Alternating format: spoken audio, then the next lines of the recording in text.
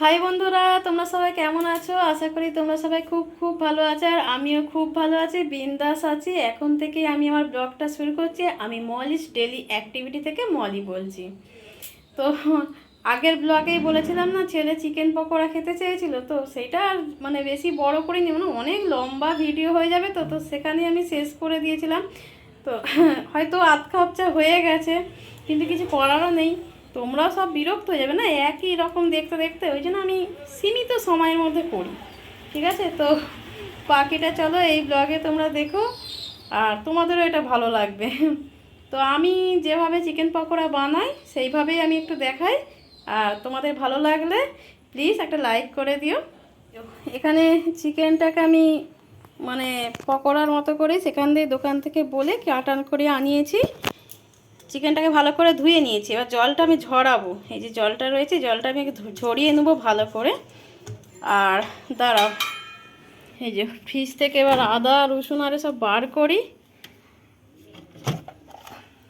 আদা রসুন কাঁচা লঙ্কা দিতে হবে। দাঁড়াও, কাঁচা লঙ্কাটা বার করি।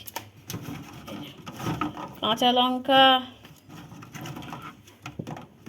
অনেকগুলোই দিতে হবে আর কি। কাঁচা লঙ্কা দেব। আর দাঁড়াও দাঁড়াও আমি দেখাচ্ছি। তো দেখো বন্ধুরা, এই যে পেঁয়াজ কেটেছি। হ্যাঁ, দুটো বড় বড় পেঁয়াজ আছে। পেঁয়াজকে মানে এরকমভাবে কেটে নিয়েছি, কারণ এগুলো বাটবো। আর এই যে আদা রসুন এই জলের মধ্যে সব রেখে দিয়েছি, আর কাঁচা লঙ্কা। তো এইগুলো সব একসাথে বেটে ফেলবো। আর এইটার মধ্যে কর্নফ্লাওয়ার আছে। তো দাঁড়াও, আগে এটা বেটে ফেলি, তারপর দেখাচ্ছি। ছেলে বলেছে যে পকোড়া খাবে, খাওয়াতে হবে, নাম্বার ভালো করেছে, সেই জন্য দাঁড়াও বেটে ফেলি। আর দোকানের পকোড়াগুলো আমাকে ঠিকঠাক ভালো লাগে না, খালি বেসন ভর্তি দিয়ে করে। তো তার চেয়ে বাড়িতে অনেকখানিটা করা যায়। আমি ওই চিকেনটা এনেছি 800 গ্রাম। এই যে এর মধ্যে সব নিয়ে নিয়েছি, এবার বেটে ফেলি।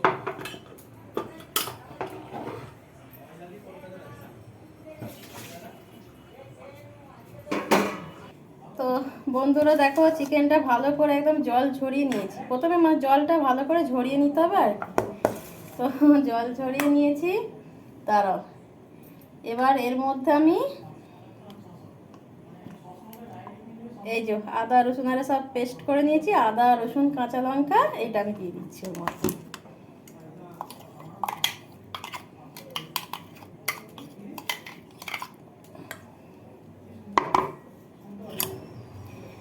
আদা রসুনের যে পেস্ট দিয়ে দিলাম। এবার আমি এই যে কর্নফ্লাওয়ার দিচ্ছি। তো কর্নফ্লাওয়ারটা যে যেমন বুঝে দেবে, এটা অনেকটাই মাংস আছে, তো একটু বেশি করেই দিতে হবে। এটা আমি এরকম ভর্তি ভর্তি 3 চামচ দিচ্ছি, আরও মানে লাগলে আরও দেবো। ঠিক আছে, মানে খুব বেশি না, একটু বুঝে দিতে হবে পরিমাণটা। আচ্ছা, আমি এবার ওর মধ্যে ময়দা দিচ্ছি, একটু ময়দা দিতে হবে, অল্প করে ময়দা দিলাম। আচ্ছা, এবার এক এক করে সমস্ত মশলা দিতে হবে। দাঁড়াও দিয়ে দিই। এই যে হলুদ গুঁড়ো দিচ্ছি। আচ্ছা, লঙ্কা যেহেতু কাঁচা লঙ্কা অনেকগুলোই দিয়েছি, তো পকোড়া জিনিস তো একটু ঝাল ঝাল কোনো ব্যাপার না, তবু আর একটুখানি হ্যাঁ দিলাম। আর দাঁড়াও, এবার হচ্ছে জিরে গুঁড়ো। দেখাতে পাচ্ছি কি, এই যে জিরে গুঁড়ো দিচ্ছি।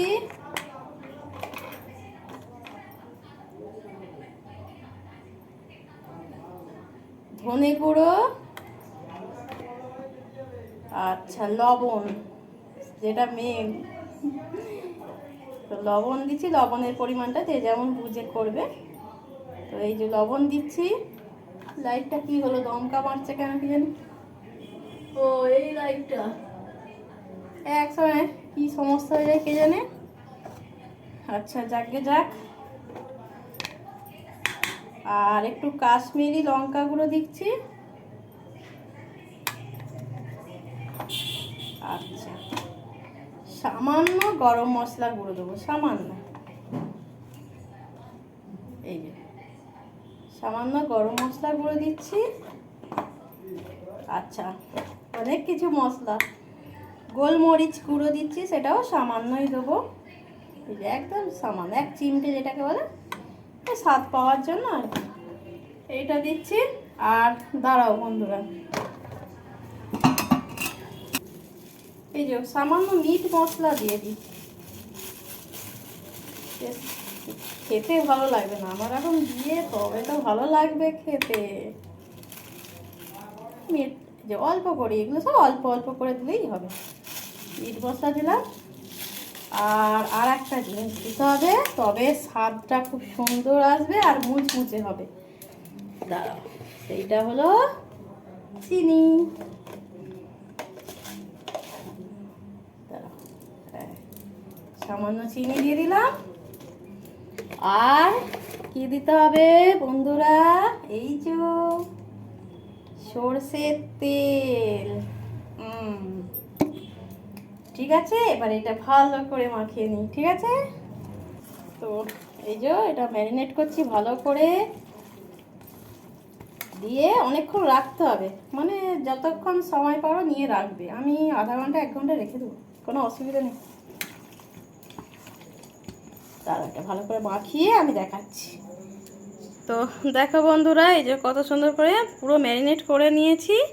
আর হ্যাঁ, আর একটুখানি কর্নফ্লাওয়ার আমি 1 চামচ দিয়েছি, ঠিক আছে, ওটা দেখানো হয়নি, দিয়েছি। আর একটা জিনিস, সেটা মানে আমি স্কিপ করে গেছি, তোমরা চাইলে দিতে পারো, সেটা হচ্ছে ডিম। আমার থাকলে দিয়ে, আজকে দেখি না ডিমটা শেষ হয়ে গেছে ফ্রিজে, দেখলাম আর আনিনি, ঘরেই খাবো বলে। এতে ডিম একটা দিলে আরও ভালো হয় আর কি। তো যাই হোক, বাদ দাও, যেটা নেই নেই। এবার এটা এখন আমি চাপা দিয়ে অনেকক্ষণ রেখে দেবো, ঠিক আছে। চলো, এখন চাপা দিয়ে থাকলো। তো এখন আবার দোকানে পালিয়ে আরও খানিকক্ষণ বসি, তারপরে দোকান বন্ধ করব। হ্যাঁ, ছেলে খালি ক্যামেরা দেখলে ক্যামেরার সামনে আসতেই চায় না, ও খুব লজ্জা করে। আমি ওকে বলি, আমি তুই কেন আসতে চাস না, ও যখনই ক্যামেরা দেখে পালিয়ে যাবে। এসে আমার সঙ্গে তখন যে ম্যারিনেট করছিলাম ও ছিল, যেই একবার পর ক্যামেরা যাচ্ছে পালিয়ে যাচ্ছে। তো লজ্জা পায়, আমারই এখনও লজ্জা লজ্জা লাগে। তো এখন বসি, আর কোনো নেই। তো বলো বন্ধুরা, তোমরা সবাই কে কী করছো? আর কি বলে, যেমন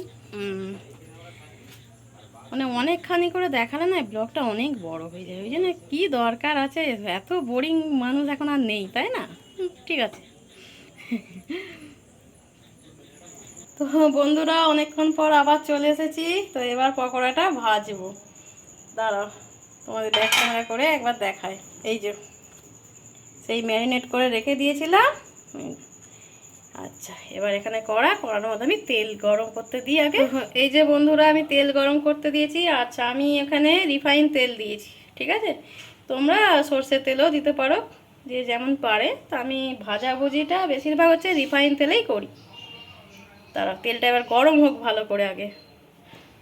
আর তার আগে কি করেছি, দোকান বন্ধ করে দিয়ে একটু ছাদে চলে গেছিলাম। বললাম না, মাঝে মাঝে আমি ছাদে চলে যাই, বেশ মানে ভালো লাগে, রাত্রেবেলাও বেশ ভালো লাগে ছাদটা। আর আমাদের তো এখানে চারিদিকে দোকান, মানে বাড়ি দোকান সব আলোয় আলো, তো বেশ খুব সুন্দর লাগে। তোমাদের একদম দেখাবো রাত্রেবেলার ছাদটা। রাত আর নয়, মানে খুব বেশি রাত নয়, 9টা।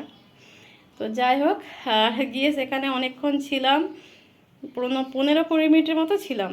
তারপরে এসে যত জামা কাপড়গুলো সব গুছালাম, ভাঁজ করলাম, ছেলের সাথে একটু বক বক করলাম, করে এসে আমি না, এবার দেরি হয়ে যাচ্ছে, পকোড়া ভাজতেও তো টাইম লাগবে, ওই যে বসাচ্ছে এই জন্য। চলো, তেল মনে হয় এবার গরম হয়ে গেছে, দাঁড়াও তোমাদের ব্যাক ক্যামেরা করে করে দেখায়। এই দেখো বন্ধুরা, তেল গরম হয়ে গেছে বেশ ভালোই। তো এবার আমি পকোড়াগুলো দিয়ে দিই, দাঁড়াও। এই যে এইভাবে সব পকোড়াগুলো এক এক করে আমি এখানে দিয়ে দিই।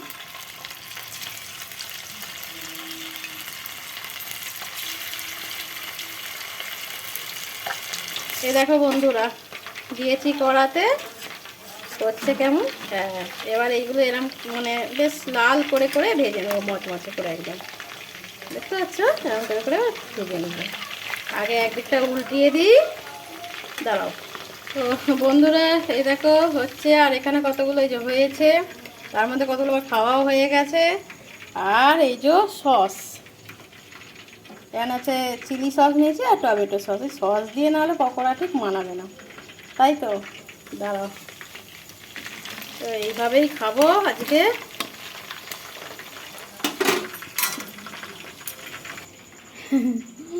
তো এই যে কে কে খাবে চলে আসো বাড়িতে। আর আজকে রাত্রে আমরা আমরা পকোড়া হলে মুড়ি খাই, ঠিক আছে, মানে অন্য কিছু আর খাই না। রাত্রে ডিনারে একই হবে, মানে আগে পকোড়া সব অনেকগুলো করে শুধু শুধু খেয়ে নেবো মানে সস দিয়ে, তারপর অল্প করে দুটো করে সব মুড়ি নিয়ে খেয়ে নেবো।